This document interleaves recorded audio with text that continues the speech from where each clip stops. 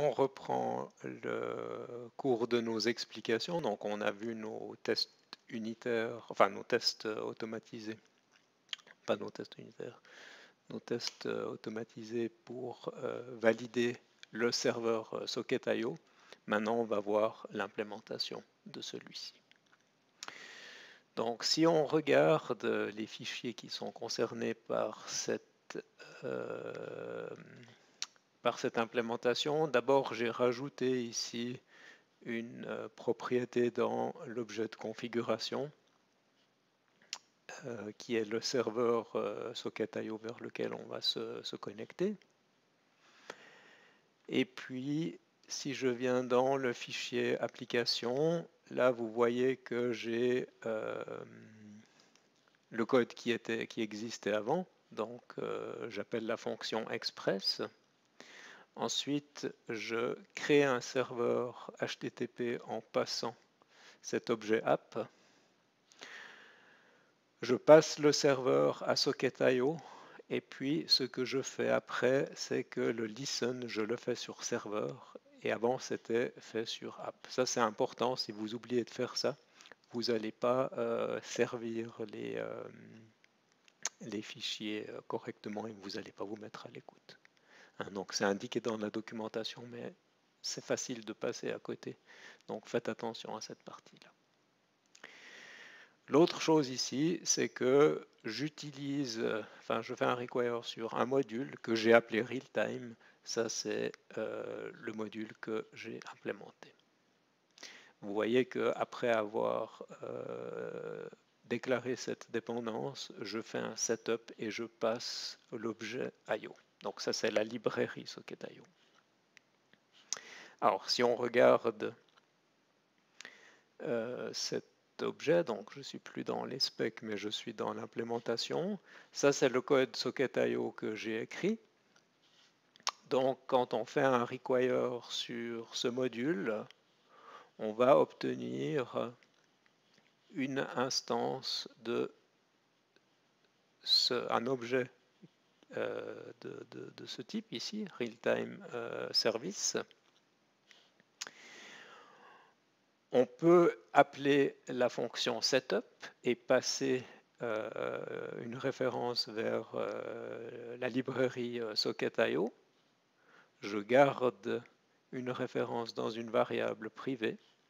Et puis ici, je dis, chaque fois qu'une demande de connexion est faite, je reçois en paramètre le socket qui me permet de parler à ce nouveau client. Donc ce nouveau client, je lui envoie le message welcome. Ça, je vais le supprimer. Et puis, avec cette fonction ici, vous voyez que là, je ne fais pas l'appel sur socket, mais sur socket.io avec le emit. Ça, c'est la sémantique, c'est que je vais faire un broadcast à absolument tous les utilisateurs. Donc, celui qui vient de se connecter et ceux qui sont encore et qui étaient déjà connectés. Donc ça, c'est le message. Et vous voyez que ces deux messages, ces deux chaînes de caractères, c'est ce que j'avais spécifié dans mes tests. Ça correspond à ces chaînes de caractères ici.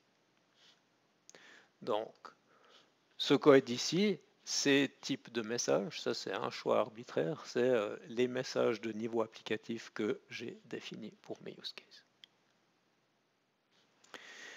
Je définis aussi une fonction qui va être appelée chaque fois que je veux notifier une observation ornithologique au client Socket.io. Et vous voyez que c'est vraiment très simple, il suffit de faire un emit, de choisir un type de message et puis de lui passer un payload. Le payload, il est optionnel, vous voyez que quand j'ai envoyé le message welcome, j'ai pas passé de paramètres. Ça, c'était un test. Je vais le supprimer aussi. Quand il y a un nouvel utilisateur, je pourrais passer l'adresse IP de l'utilisateur ou des attributs, mais là, je vais rien envoyer de spécial. Donc, vous voyez, ça, c'est le code Socket.io. Vous voyez que c'est pas très compliqué. si je reviens maintenant sur mes contrôleurs, donc j'ai mon endpoint observations, et vous voyez que ici j'ai rajouté cette ligne. Donc j'avais fait un require sur mon service real-time, et puis chaque fois que j'ai reçu un payload JSON sur le endpoint, eh bien je vais le forwarder. Et c'est ce qui fait que quand j'exécute mes tests automatisés, ça fonctionne. Si ici, tout à coup, je modifie mon code et que je relance mes tests, eh bien, vous voyez que les 2 derniers tests ne vont pas fonctionner. Il y a toujours ce timeout des 3 secondes qui échoue.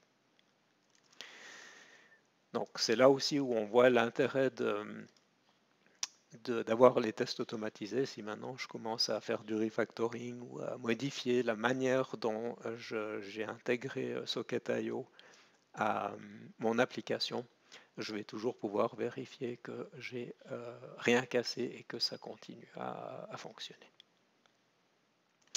Donc avec ça, on a bien avancé puisque on est capable maintenant d'assurer cette chaîne et de notifier les clients.